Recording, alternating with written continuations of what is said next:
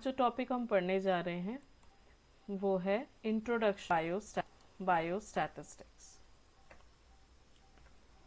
तो बायोस्टैटिस्टिक्स क्या है? बायोस्टैटिस्टिक्स एक ब्रांच है जिसमें हम स्टैटिस्टिकल मेथड्स को यूज करते हैं in connection with biological medical datas. Biological medical data का मतलब है लिविंग ऑर्गेनिजम्स या लिविंग क्रिएचर्स के साथ डाटा कनेक्टेड है, उस तरह के डाटा हम स्टैटिस्टिक्स मतलब मैथमेटिकल एप्लीकेशंस लगा के एक वैल्यू या सिंगल वैल्यूज या रेंज ऑफ वैल्यूज में कन्वर्ट करना चाहते हैं, तब हम बायोस्टैटिस्टिक्स करते हैं। तो बायोस्टैटिस्टिक्स है क्या? बायोस्टैटिस्टिक्स है डाटा का कलेक्शन, डाटा का एनालिसिस, उसका इंटरप्रिटेशन और उसका प्रेजेंटेशन। प्रेजेंटेड वैल्यू से पूरे डाटा का ओवरऑल डाटा का ओवरव्यू समझ सके। एंटोमोलॉजी अगर देखें तो बायो का मतलब है लाइफ और स्टैटिस्टिक्स का मतलब है साइंस ऑफ डाटा एनालिसिस। जो भी वैल्यूज हैं, जो भी हमको ऑब्जर्वेशंस मिल रही हैं, उसको हम किस तरह से एनालाइज करते हैं, वो है बायोस्टैटिस्टिक्स। तो बायोस्टैटिस्टिक्स क्या बता रहा है? बायोस्टैटिस्टिक्स समझाता है analysis of biological and life science data. Importance क्या क्या है? अगर हम इंपॉर्टेंस देखें तो पहला इंपॉर्टेंस रिसर्च। मेडिकल रिसर्च में क्या काम आता है? मेडिकल रिसर्च में क्लिनिकल ट्रायल्स लेना पड़ता है, उसमें काम होता है।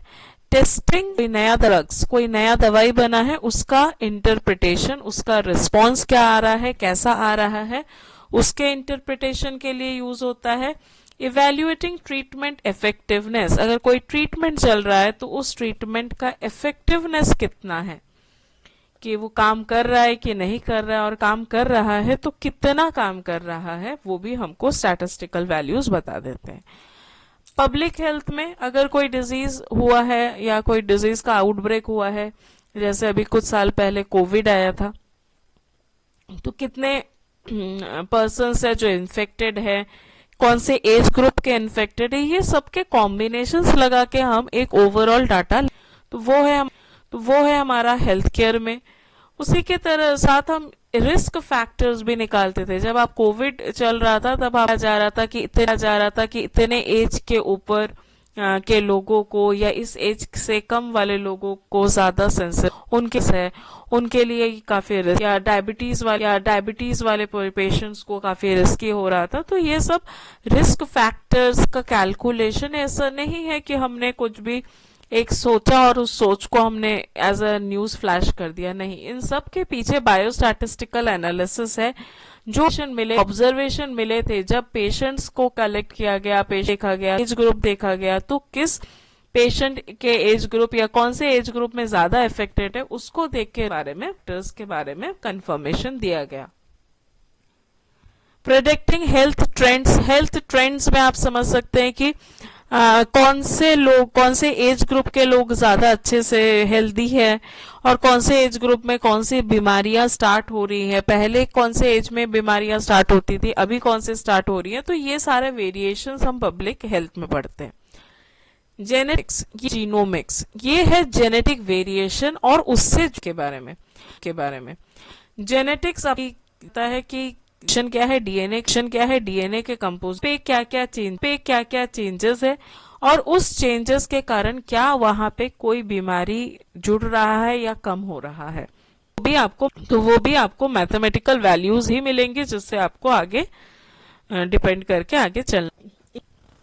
Ecology and agriculture, population growth, जो आपने लगाया है क्रॉप, उस क्रॉप का प्रोडक्शन कितना है, उसका यील्ड कितना आ रहा है, उसमें कितने डाइवर्सिटी प्रॉपर्टीज है, तो ये सबका एनालिसिस आप कर सकते हैं बायोस्टैटिस्टिक्स से। एपिडेमियोलॉजी, डिजीज प्रिवेलेंस और इंसिडेंस रेट, ये आपको इम्पोर्टेंस भी एपिडेमियोलॉजिकल इम्पोर्टेंस भी आप स्टैटिस्टिक्स से कैरी आउट कर सकते हैं। स्टैटिस्टिक्स में स्कोप्स अगर देखें तो इसमें आता है मेडिसिन एंड हेल्थ साइंसेस, जहाँ पे ड्रग ट्रायल, पेशेंट का सर्वाइवल रेट और डिजीज किस इंसान को हो रहा है, कौन से परसेंटेज ऑफ पॉपुलेशन अफेक्टेड है, किस एज ग्रुप के अफेक्टेड है, ये सब का स्टडी हम इससे इजीली कर पाते हैं। Genetic data interpretation, gene mapping, ये सब का एनालिसिस करना ही बायोस्टैटिक्स का काम होगा।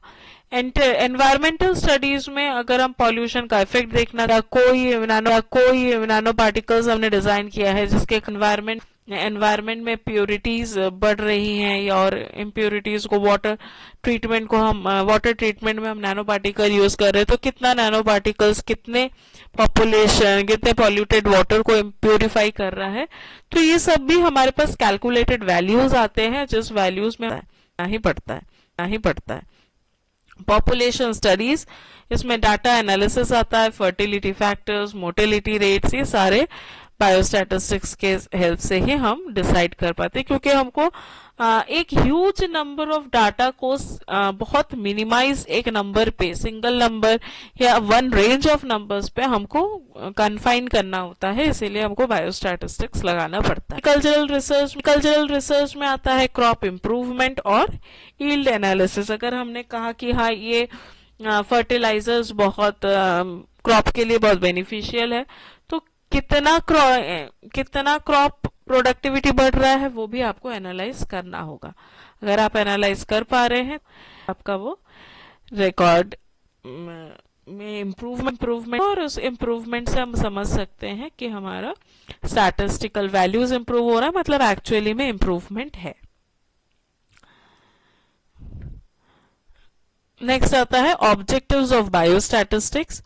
ऑब्जेक्टिव ऑफ बायोस्टैटिस्टिक्स में सबसे पहले हम देखते हैं तो design experiments and clinical trials effectively. अगर आपके पास कोई एक्सपेरिमेंट्स है तो आपको एक्सपेरिमेंट को डिजाइन करना और उसमें ट्रायल करना, ये बहुत efficiently to summarize and describe biological data, क्योंकि ये बहुत सारे लाखों में है, तो उसमें से हम उसको समराइज करके छोटे वैल्यूज में ले आए या जो कैलकुलेटेबल हो उस पे हम ले आए। To analyze and interpret complex biological data अगर बहुत ज्यादा अमाउंट में है तो उसको कन्फाइन करके हम उसमें कुछ इंटरप्रिटेशन जो कि वैल्यू वो हम निकाल सकते हैं। To make inferences and draw conclusion using statistical test, हम स्टैटिस्टिकल टेस्ट करके कुछ एक फाइनल कंक्लूजन पे आ सकते हैं, और साथ ही साथ हम डिसीजन मेकिंग रिएक्शंस भी लेते हैं। जैसे हमने क्लिनिकल ट्रायल्स किया और ट्रायल करने के बाद हमको पता चल रहा है कि ये जो मेडिसिन है ये बहुत ज्यादा इफेक्टिव है इस एज ग्रुप में, तो ये हमारा फाइनल कंक्लूजन होगा कि हम इस मेडिसिन को इस एज ग्रुप के ही एप्लीकेबल अगर हम दे रहे हैं तो हमको बेस्ट रिजल्ट मिलेगा। तो इस तरह का कंक्लूजन या डिसीजंस भी आप बायोस्टैटिस्टिक के रिजल्ट के बेसिस पे ले सकते हैं। टाइप्स ऑफ बायोस्टैटिस्टिक्स ब्रॉडली दो टाइप में डिवाइड होता है। पहला है डिस्क्रिप्टिव बायोस्टैटिस्टिक और दूसरा है इन्फ्रेंशियल बायोस्टैटिस्टिक्स। अब आते हैं डिस्क्रिप्टिव बायोस्टैटिस्टिक्स पे। डिस्क्रिप्टिव बायोस्टैटिस्टिक्स में समराइज, सबसे पहले अगर आपके पास कोई वैल्यूज है तो आपको वो समराइज करना आना चाहिए। ध्यान से समझिए, इसको आपको समराइज करना आना चाहिए कि आपका जो वैल्यू है वो पूरा जो डाटा है उस समराइजेशन मतलब से कोई डाटा में से कोई एक वैल्यू पे हम स्टिक हो जाए, और वो स्टिक होने के लिए हमारे पास ऑप्शंस है। ये जो नीचे में ऑप्शंस है ये टेक्निक्स है जिसके बेसिस पे हम अपने वैल्यूज को या स्टैटिस्टिकल एनालिसिस को कैरी आउट कर सकते हैं। देखिए मीन है, मीन, मीडियन, मोड, ये तीन मेथड है जिससे आप अपने पूरे एंटायर डाटा को, जो आपका प्रेजेंटेबल डाटा है, इस पूरे presentable median mode, mean, median, mode, ये तीनों मेथड से ले आ सकते हैं। स्टैंडर्ड डेविएशन आपको बताएगा कि आपका जो वैल्यू है या आपने जो एक्सपेरिमेंट किया इतने डेविएशंस हो सकते हैं, और उसी के हेल्प से आप वेरिएंस कैलकुलेट कर सकते हैं। टेबल, ग्राफ्स और चार्ट। टेबल, ग्राफ और चार्ट का जो एम्फेसिस है वो है कि डाटा को प्रेजेंट करना। हम जब आप डाटा कैलकुलेट करते हो या कलेक्ट करते हो तो आप उसको इजी कैलकुलेशन के लिए टेबल के फॉर्म में कन्वर्ट कर सकते हैं, जिसको हम टैबुलेशन बोलते हैं। और ग्राफ्स और चार्ट्स में बना सकते, प्रेजेंटेशन बहुत इजी हो। हम आगे पढ़ेंगे जहाँ पे हम टैबुलेशन ऑफ डाटा पढ़ेंगे और साथ ही साथ हम ग्राफिकल रिप्रेजेंटेशन पढ़ेंगे, डाटा भी पढ़ेंगे। अब हम पढ़ रहे हैं डिस्क्रिप्टिव बायोस्टैटिस्टिक्स, जहाँ पे हमको डिस्क्रिप्शन से हम कौन कौन से टेक्निक यूज करेंगे और उसके बाद हमारा डाटा एनालाइज होगा। तो टेक्निक्स है mean, median, mode, standard deviation, variance, table, graphs और चार्ट। अब ये है जब हम डिस्क्रिप्शन बायोस्टैटिस्टिक्स से पूरा चीज डिस्क्राइब कर चुके हैं, तब हम आते हैं इन्फ्रेंस या कंक्लूजन पे। तो ये प्रेडिक्शन और इन्फ्रेंसेस के लिए है। प्रेडिक्शन आपके प्रेडिक्शंस या फिर इन्फ्रेंसेस। तो अगर आप प्रेडिक्शन करना चाहें कुछ और इन्फ्रेंस निकालना चाहे, मतलब फाइनल कंक्लूजन पे आना चाहें, तो आप इस तरह के स्टैटिस्टिक्स टूल्स को यूज कर सकते हैं। इसमें आता है हाइपोथेसिस, कॉन्फिडेंस इंटरवल्स और रिग्रेशन एनालिसिस। ये 3 टेक्निक्स डाटा का इन्फ्रेंस निकाल सकते हैं। नेक्स्ट आते हैं स्टैटिस्टिकल टर्मिनोलॉजीज बायोस्टैट्स में जो यूज होते हैं। सबसे पहला आता है पॉपुलेशन होता है एंटायर ग्रुप ऑफ इंडिविजुअल्स जो कि हम वैल्यूज कलेक्ट कर रहे हैं। जो हमारा पूरा डाटा है पॉपुलेशन, उस डाटा में से जो एक छोटा सा पार्ट हम निकाल लेंगे अपने एक्सपेरिमेंट के लिए, उसको हम बोलते हैं सैंपल। तो सैंपल एक सेट ऑफ पॉपुलेशन है। पूरे एंटायर, मान लीजिए आप जहां रह रहे हैं उस कॉलोनी के पूरे मेंबर्स जो है वो पॉपुलेशन है। अब आप उस पूरे पॉपुलेशन 100 पर्सन्स को आप सिलेक्ट कर लिए, तो वो 100% जो है वो आपके सैंपल हुए। अब आते हैं वेरिएबल, जो कि इंडिविजुअल टू इंडिविजुअल चेंज हो जाता है, उसको हम बोलते हैं वेरिएबल। इसमें 2 कैरेक्टर्स आते हैं, एक होता है क्वांटिटेटिव और एक होता है क्वालिटेटिव। क्वांटिटेटिव जो खुद ही न्यूमेरिकल वैल्यूज है, जैसे वजन है, हाइट है, ये हो गया। क्वालिटेटिव में आता है जो नॉन न्यूमेरिकल है, जैसे जेंडर ग्रुप है, जेंडर है। तो ये सारे वेरिएबल्स है। जिस जेंडर ही होगा, जिस जेंडर में मेल फीमेल है, ब्लड ग्रुप में ए बी ब्लड ग्रुप है, तो ये सब चेंज होते जाएगा। पर ये खुद में ये न्यूमेरिकल नहीं है, ये एक वर्ड है। जैसे मेल और फीमेल ये एक वर्ड है, पर जब हम हाइट की बात कर रहे हैं तो वहां पे 5, 5, 5, 10 ऐसा एक न्यूमेरिकल वैल्यू है। तो जब नंबर्स आएंगे तो वो है क्वांटिटेटिव, और जब क्वालिटी आएगी तो वो होगा क्वालिटेटिव वेरिएबल। नेक्स्ट है डाटा, जो कि हमारा कलेक्ट पूरा ऑब्जर्वेशंस है। उसमें प्राइमरी डाटा और सेकेंडरी डाटा। जब हम सोर्स से डायरेक्ट कलेक्ट करते हैं तो वो प्राइमरी डाटा होता है, और जब हम रिकॉर्ड से उसको कलेक्ट करते हैं तो वो सेकेंडरी डाटा होता है। फिर आता है एप्लीकेशंस ऑफ स्टैटिस्टिक्स। एप्लीकेशंस में हम ब्रॉड एप्लीकेशंस में समझते हैं। अगर क्लिनिकल ट्रायल, वहां पे हम रैंडमाइज कंट्रोल ट्रायल कर सकते हैं, एनालिसिस कर सकते हैं किसी भी डिजीज के बारे में। जेनेटिक्स में भी लिंकेज की एनालिसिस कर सकते हैं, जीनोम वाइज स्टडी कर सकते हैं। पब्लिक हेल्थ रिलेशंस में हम डिजीज वाइज स्टडी कर सकते हैं। डिजीज है एक ही तरह के पॉपुलेशंस में हो रहा है तो उसका एनालिसिस कर सकते हैं।